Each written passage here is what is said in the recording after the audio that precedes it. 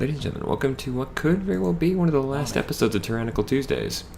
If you remember last time, we got the decree that, or we started acting on the decree that only one of the Archons and the Tiers can rule the place. And we promptly killed two of them. Namely, we killed Bled and Mark, and we killed Tunon. I even stole his weapon. And his mask. We've got two Archons left to deal with. After all, Siren has sworn her allegiance to us. But we've got to deal, first off, with the disfavored and Graven Ashe.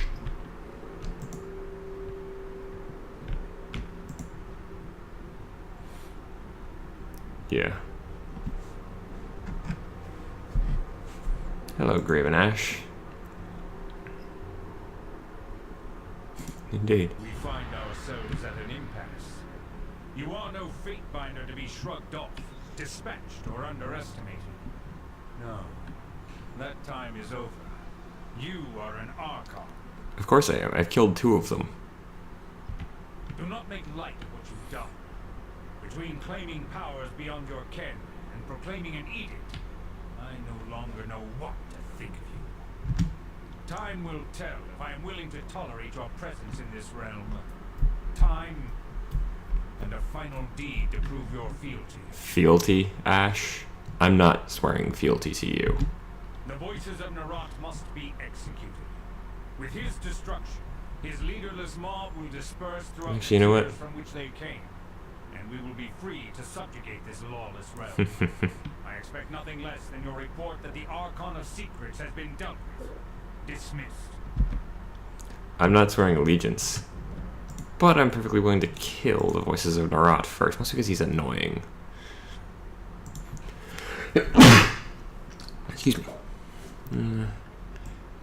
So yeah, time to go kill the Voices of Nerat.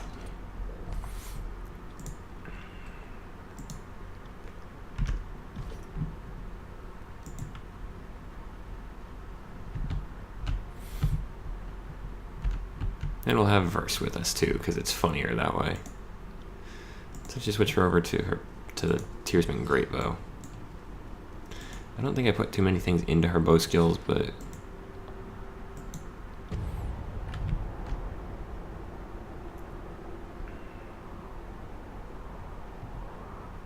we are now in Cacophony, basically the home base of the Scarlet Chorus. This will be fun. Although I do admit, I've fought in my mage playthrough. I fought the Archon of Secrets. The Voices of Nerat is a dangerous enemy. Yes. Cat, you don't need to. Send me your champion. Smash to pieces. Oh, that's a staff? Yeah, that's a staff.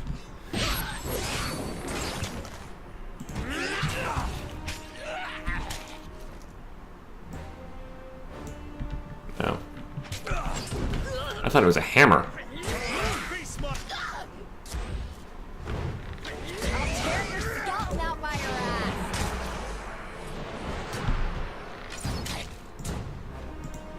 That's how it's done.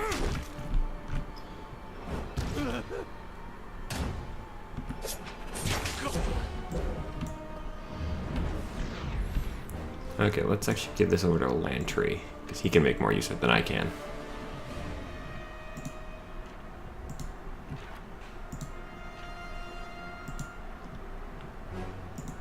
Because I need another weapon.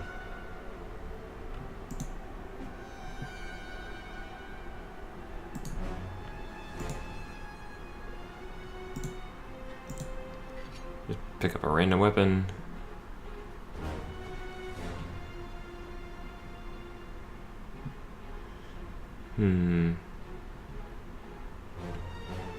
Actually, let's go with the Axe of the First Brother.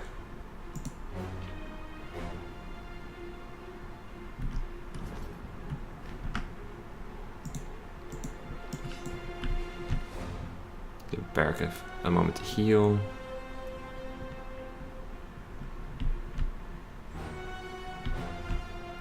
There's the Voices of Nerat.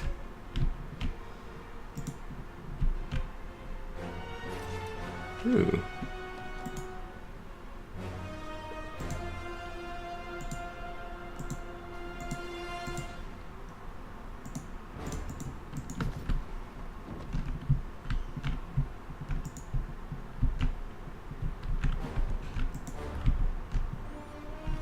Yeah, height advantage is actually pointless in this game. Heads up, we have company.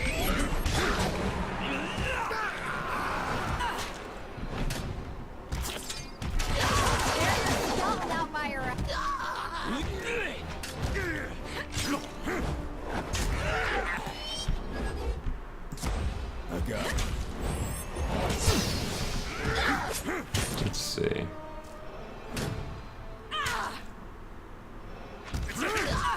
Damn thing couldn't pierce cloth.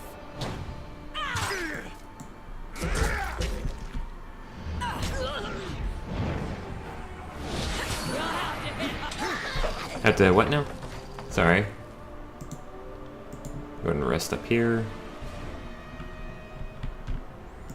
And now we go face the Voices of Nerat, who is going to be a pain in the ass.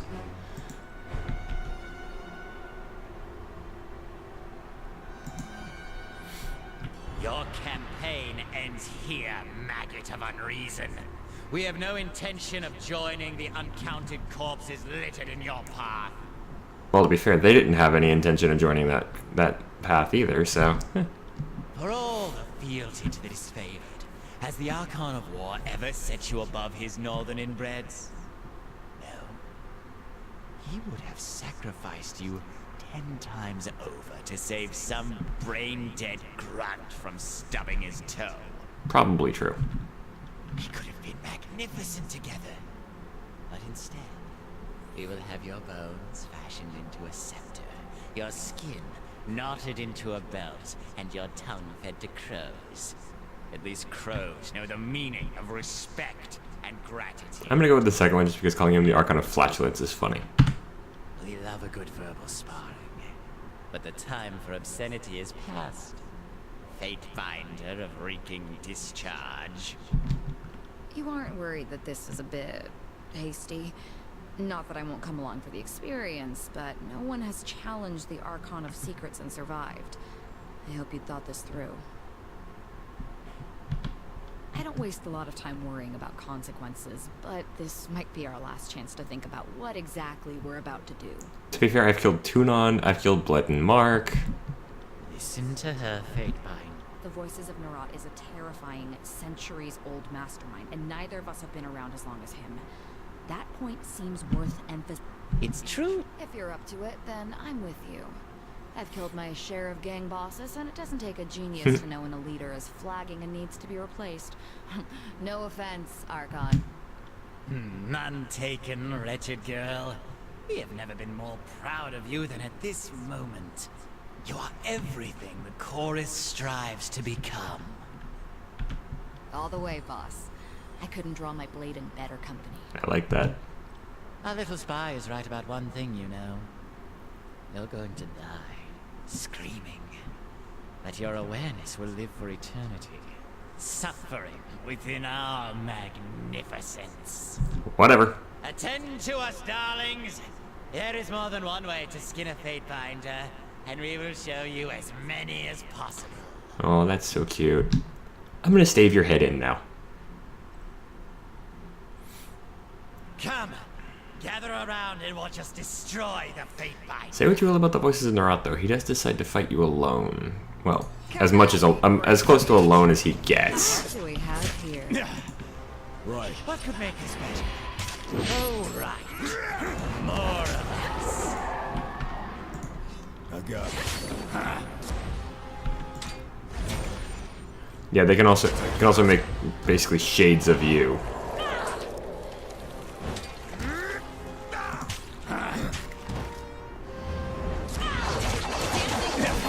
Feast my iron.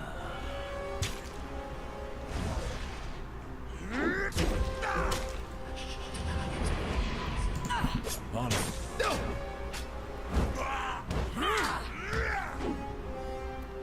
Or Or he's able to call on shades of people you fought. Oh hey, I leveled up. I cannot increase that above 19. Well, not directly. Let's see.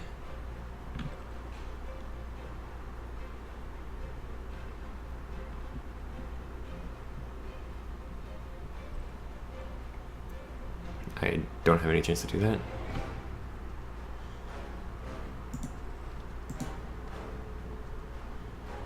Okay.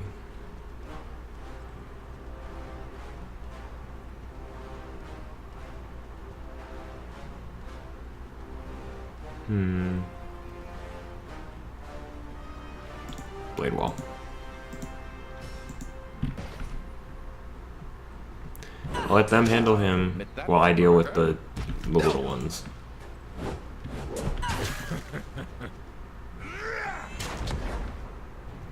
Perhaps a change of tactics. Yeah, he can also change weapons.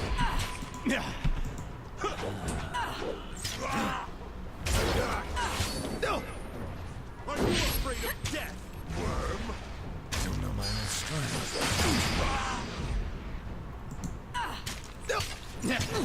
Yield your... Who says you can't teach an old dog new tricks? Alright, land tree is mostly used for control life, so.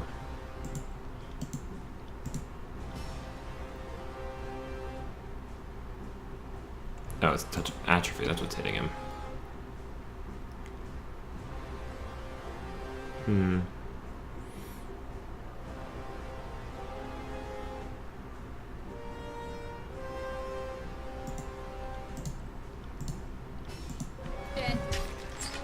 It's a hit!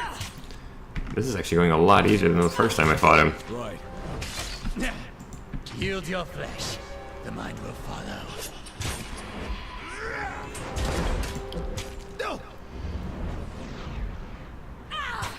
Approach us, you insignificant little morsel. We would have a word with you. Whatever the thoughtless rabble may whisper about this moment, don't delude yourself into thinking you are powerful, that you matter, or that someone out there isn't greater still. That last bit is actually good advice. There's always going to be somebody stronger. We came from nothing. Our deeds defined us to the people, and the people knew us as a monster. Did you imagine there were always flames, voices, and secrets? Think on that. You archon of misguided decisions. At least you know the value of good advice.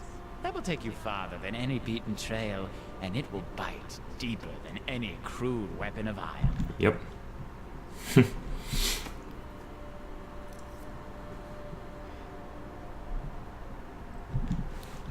No! Not like this! We were so close! And the Voices of Nerat has joined it.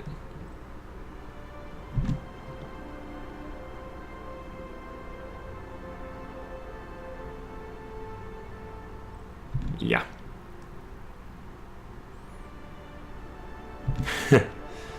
Well, we won, and the Scarlet Course is okay with this. They're not good. They don't actually attack you if you win. Probably because they just say you kill their boss.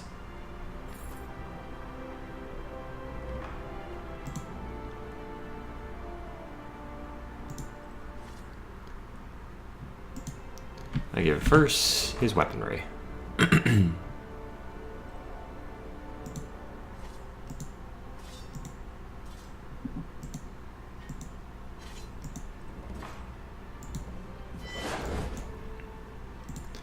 And now, I'm not going to bother raiding this place.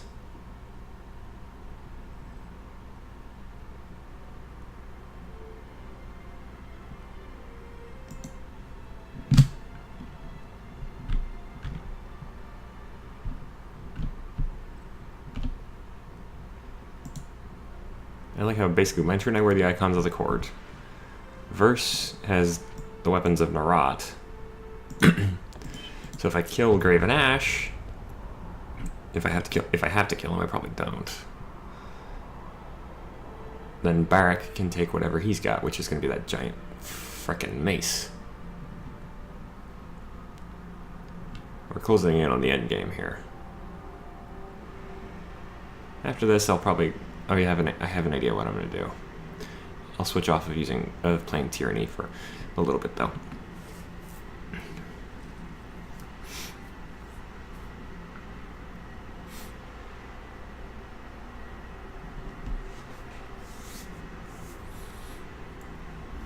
I don't know what it is about me recording stuff, but one of my cats always wants to join me when I do. Oop. I have something more important to do. Head to the Ocean Spire. The reason I do that is because this is actually very important. They researched an edict for me.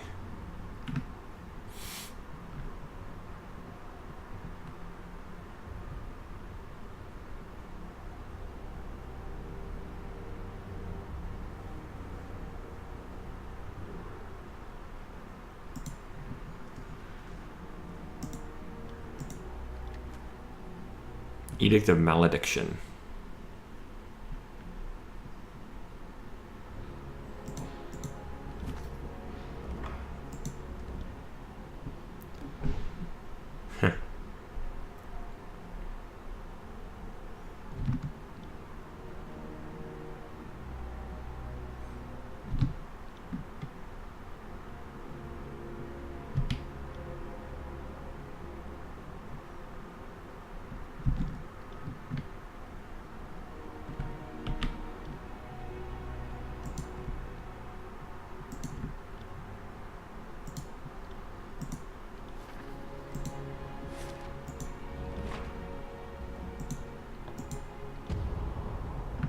There we go.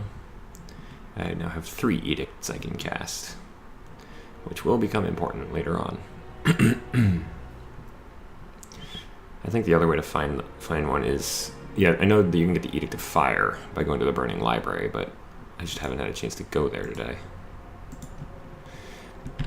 I think I'm going to try and do with Graven Ashe what I did in my first playthrough.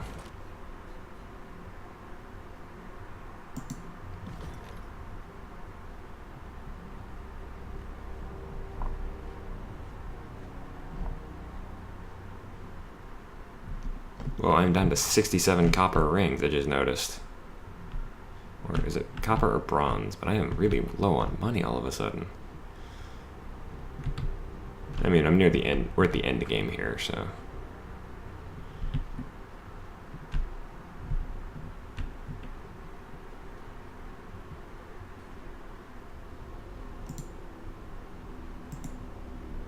I see no fresh blood on your armor, but I sense that something has happened. Where once many congregated. Yep.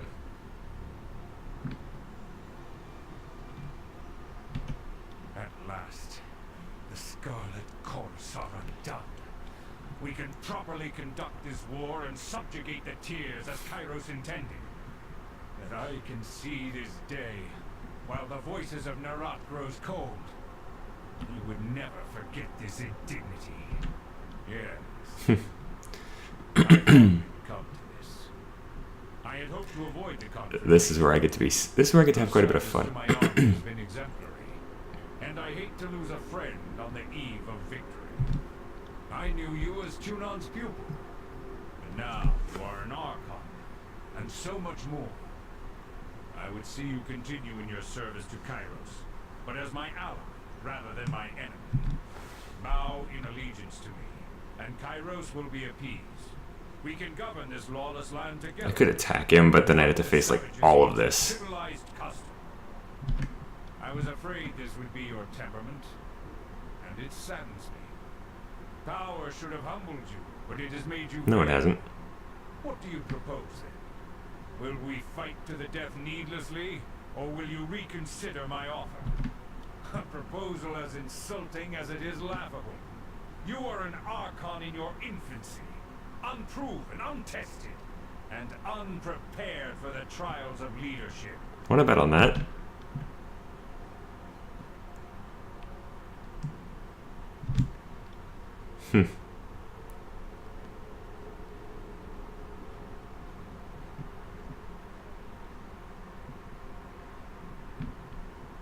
Look at your troops. You're their father.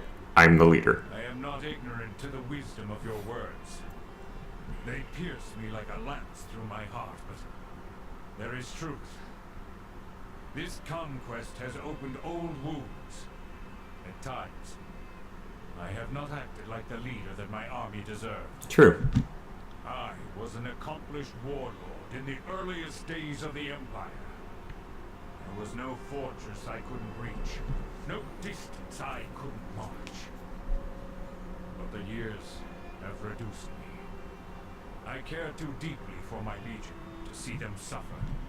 I lost nearly everyone for whom I cared, and suffered for those I sought to protect. I would not wish this for anyone.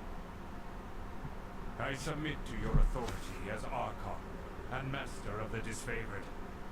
Where you lead, I go. Where you command, I follow. And I am now the Archon of the Tears.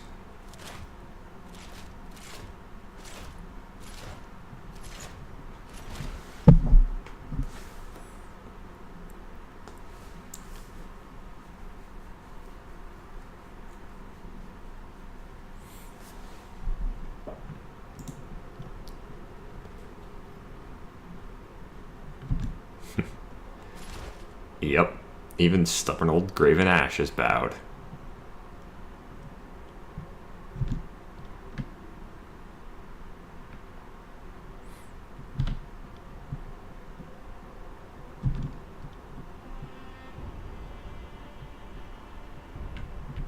For the North. Not that I really give a shit about the Northern Empire anymore. That's actually me coming out more than Dalinar.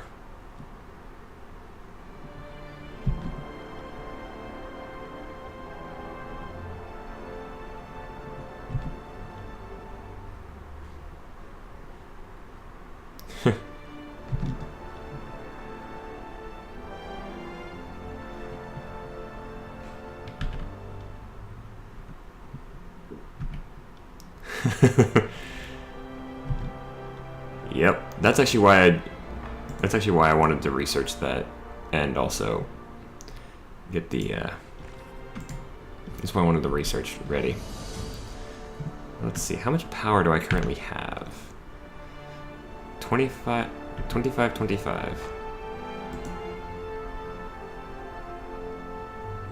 This is actually the final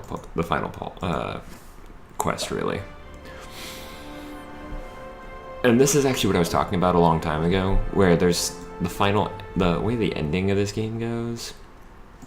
There's one thing I'm not a big fan of, because I mean, there's a huge amount of so much choice in this game,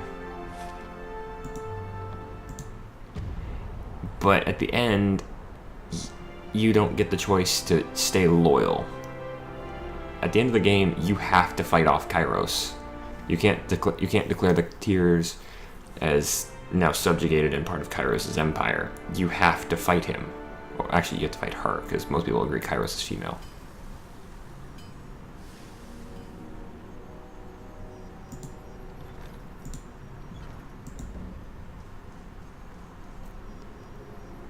The waves of energy radiating from the spire draw you forward, pressing your body and mind to its eager embrace. Tensor this tide, the resonator stands ready to broadcast your voice, echoing your commandments to the farthest reaches of the Tears and beyond. From here, the highest point in all the peninsula, you could, with the sum total of your effort, project your will far north, past the edge of the Tears, and proclaim your edict as far as the lands of the Northern Empire.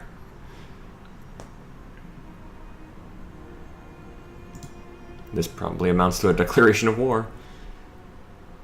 It's entering ruins. Before this, I was nothing important. One Scarlet Cord's killer among thousands, but we're really doing something here. Thanks for letting me tag along. Opportunity. I call it coaxing reason. Since Graven Ashe stood against Kairos, has anyone made such a dent in the Overlord's defenses? Swing at your side and come with me. I'm ready to face it. So, you're the first to strike a blow directly at the Overlord. Make sure it counts. If you stand back and take notes, by all means, continue.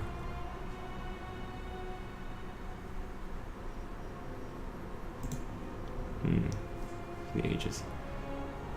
Wait the matter until Karen's forces are upon us. You had better hurry.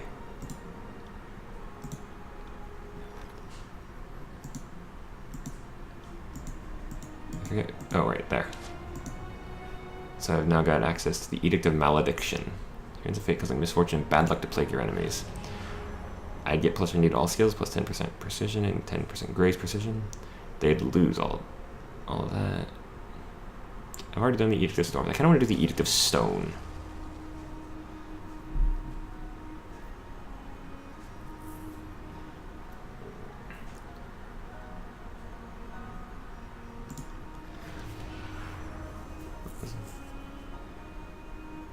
Yeah, we're gonna actually no, we're gonna do the Edict of Malediction. This is actually the final part of the game right here. The issuing of the Edict on the Northern Empire.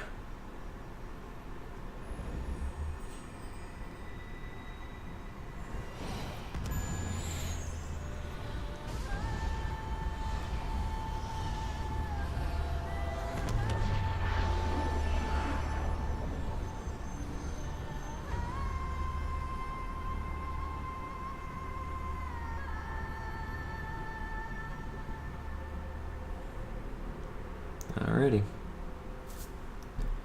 By casting the Edict of Malediction on the northern capital, you consign the Overlord's city to an invisible plague of misfortune and calamity. Foundations of once proud buildings fracture under some unseen pressure, and whole districts empty as the city's infrastructure crumbles. Laborers brought in to repair the damage find their work undone hours or even minutes later. Citizens leave the city a ghost town, and whisper among themselves how Kairos could allow such a curse to infect their homeland. As chaos ensued in the Northern Kingdom, the armies marching on the tiers received an unprecedented order. The armies were to fall back to the capital and ensure the safety of its people from the edict. For the first time in Kairos' great conquest, the armies retreated. Soon, questions would be asked in a hushed breath across the lands about what new and terrible power had emerged that could force the hand of the Overlord. You fulfilled Kairos' decree, and all the tiers is now ruled by a single Archon. Your former rivals have either submitted to you or perished, bringing the civil war to a close. The Scarlet Chorus may have been mighty in numbers, but that didn't stop you from thoroughly scattering them, cutting off the serpent's head and sending each of the gangs howling back to the chaos they sowed. How the remnants of the Horde occupy themselves without a war to fight becomes a topic for nightmares. You thought the disfavored would never rally under another general, but by enlisting Graven Ashe to your cause, you managed the next best thing, controlling the Archon to harness the strength of the Northern Empire. Reorganize their old-fashioned regiments with a new chain of command, placing yourself at its highest authority. The Legion's victories spread beyond count, and your soldiers train hard, preparing for the retaliation to come. Under your guidance, those who resisted the conquest and sowed discontent are vanquished, the rebellion brought to a decisive end. Any lingering question of who is the true ruler of the tiers is answered by your impact on the reconstructed nation. Word of your success spreads beyond the tiers as well. Even the most distant corners of the Empire whisper of the Fatebinder who rose to become an Archon, and an Archon whose intervention shattered the conquest, making way for a new future in the devastated nation. Uniting the tiers under the banner of the disfavored was never your directive, and yet you performed it admirably, consolidating the Overlord's forces under your rule and grooming the tiers for their place in a new order.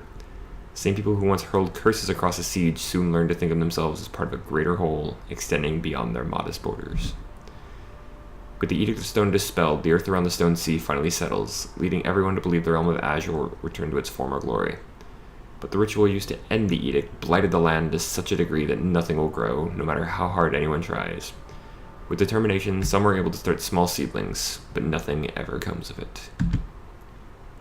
The memory of Cairn as a great force of destruction remains as a monument of inert rock. Most agree that the world is better off without the Archon of Stone, as the people of Azure begin to slowly reclaim the land that was once torn asunder by his power. As the strongest and oldest of their kind, the death of the Stone Stalkers is a blow to Beastman culture. Their demise also brings centuries of oral traditions to an abrupt end. The local tribes never recover from the terrible loss. With Cairn's essence preserved and the lands of Azure permanently blighted, the Earthshakers return to the disfavored. While their reputations isn't what it used to be, their success in dealing such a decisive blow to the Scarlet Chorus by removing their main source of food has earned back the respect of the Legion. The Earthshakers are accepted back into the ranks of the disfavored, once again becoming part of the army that helped subdue the tiers. With the Unbroken all but destroyed, the former citizens of Stalwart threatened to slide into lawlessness.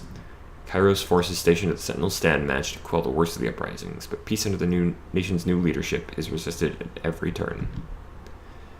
Amelia returns to Graven Ashe's fort at Ironhearth with her baby, the former heir of Stalwart. Her presence brings unease to disfavored, who don't know what to make of a circumstantial traitor.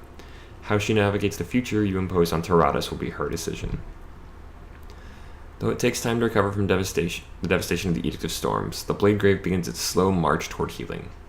The realm of Stalwart may never resemble its former glory, but the land is not so blasted that something new and better can't be built atop the bones of the past. The Regent bloodline has ended. With it, new traditions and legacies spring to life. Your travels never took you to the Burning Library, and this leaves the Edict of Fire undisturbed, consigning the Vellum Citadel to a future engulfed by perpetual flame. With their arcane knowledge beyond reach, the School of Ink and Quill falls into steep decline, your name becoming a curse in their embittered ranks. I just never got a chance.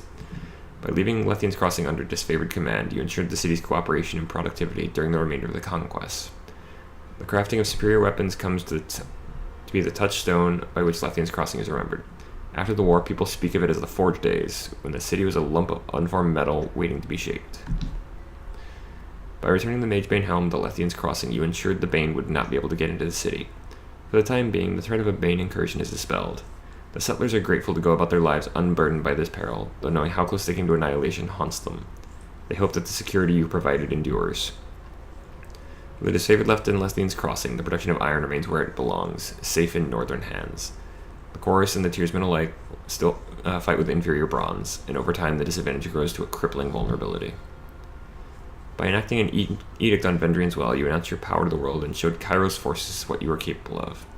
When you defeated their leader and scattered the army before you, it sent the message to Kairos: a new Archon is born. While the edict dissipated, its effects will always be felt as the first true threat to Kairos rule. Graven Ashe continues to lead the disfavored, this time bowing to your superior command. At first, the old general balks at your instructions, but in time, he grows to trust your judgment without question. Working together, you bring much-needed order to the lawless tiers. Killing the Voices of Nerat spreads the joy of bloody vengeance across the continent. Celebrated as the death of history's greatest parasite, the occasion is marked by all who suffered under the oppression of the Scarlet Chorus. Even in victory, one thought nags you. Though you witness his death, you can't help but wonder if the Voices of Nerat is done with you. With the death of Tunon the Adjudicator, the bastard city threatens to slide back into its lawless ways. Keeping the peace and imposing a new definition of order commands all of your focus. You learn to delegate the responsibilities to a new court of Fatebinders, who lighten the burden and make the Archon's absence a manageable setback. The death of Bledden Mark deprived the world of a most capable murderer. One less bedtime story to scare children is no significant loss, though you can't help but glance at the dark corners of every room and feel as if something is watching you. Bledden Mark will always cast a long shadow on your life.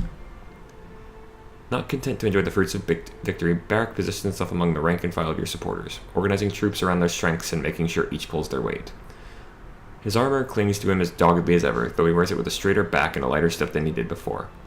A team of loyal camp followers polish his plates to a respectable sheen each morning, and the smell that escapes his visor has notably improved.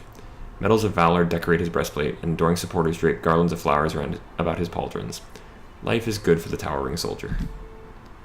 First finds herself adrift in the relative peace that follows your conquest. She returns to the field and seeks out young women from rural communities, imparting her fighting skills to only the most passionate. Over the course of many apprentices, she follows the Voices of Nerat's example and forms a personal army, the Callous Sisterhood. Hers proves to be a strict teacher, and you hire her services often, confident that she'll take any assignment where there's blood to be spilled. Lantry keeps a close watch over you, scribbling his account of your deeds and accomplishments. In his tireless quest to fill the Chronicle with history and knowledge, he follows you even into his twilight years, and together you learn much about the world. You pretend not to notice Lantry's waning strength, though you find yourself pausing mid-sentence to let his writings catch up. He recognizes your generous ruse and appreciates it in silence. Ebb remains in your company, where she seeks out promising recruits among your supporters. After recognizing some obvious talent, she takes on a team of apprentices in a new school of would-be tidecasters. Though she often jokes that the school is bound to fail with her at the helm, her students think otherwise, as do the many dozens of hopefuls who come begging for her tutelage. With no desire to remain in the company of humans, Kilson's shadow returns to the wilderness and seeks out her own kind. She discovers a haggard community of beastmen who abandon the realms of Haven and Azure, only to be enslaved by Cairo's forces. Out of this rebel of defectors, she forges a tribe, their nomadic ways respecting no established border or law. They raid villages and caravans when possible, glutting on the spoils and boasting of their severed ties with the human world. Though a large bounty follows in the tribe's wake, no human can survive the hunt for its leader. Siren grows quiet over time, speaking little and foregoing her songs as she distances herself from your military. One day, she simply walks out of camp and makes for the wilderness of the Tears. Rumors reach your ears that Siren has occupied an abandoned mountainside temple, her vow of silence drawing a small group of respectful followers. You leave her in peace. Though you once professed loyalty to Kairos, popular belief holds that the world cannot support two overlords, and you now represent a threat to the established order. This leaves your future in question, with but one certainty. When Kairos retaliates, you will be ready. From your perch atop the ancient spire, you can see hints of the Northern Empire just beyond the mountains. At your command, horns shout a triumphant cry across the valley, heralding the end of one long campaign and the beginning of another.